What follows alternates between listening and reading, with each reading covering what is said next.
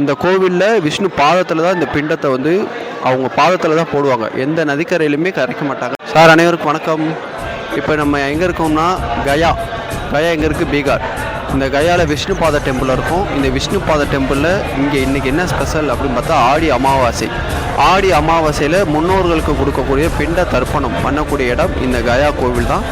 GV tour arrange பண்ணியிருக்கிற இந்த ஆக்ரா வாரணாசி ஆசிரியரில் ஆடி அமாவாசை உங்களுடைய முன்னோர்களுக்கு பிண்ட தர்ப்பணம் எல்லாமே வந்த கஸ்டமர் எல்லாருமே நல்லபடியாக பண்ணி முடிச்சிட்டாங்க.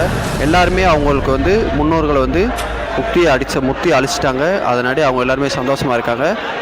நம்ம வந்த யாத்திரை இதோட முடிவடைந்துருச்சு. இது போன்று நீங்கள் இந்த ஆன்மீக பயணத்தில் வரணும் அப்படின்னு ஆசைப்பட்டீங்கன்னா ஜிவி டூர் கான்டாக்ட் பண்ணுங்கள். நாங்கள் உங்களை அழைச்சிட்டு வரோம் பத்திரமா. நீங்கள் உங்களுடைய முன்னோர்களுக்கு தர்ப்பணம் கொடுக்கலாம். கயாவில் இருக்கிற விஷ்ணு பாதம் கோவில். இந்த கோவிலில் விஷ்ணு பாதத்தில் தான் இந்த பிண்டத்தை வந்து அவங்க பாதத்தில் தான் போடுவாங்க. எந்த நதிக்கரையிலுமே கரைக்க மாட்டாங்க.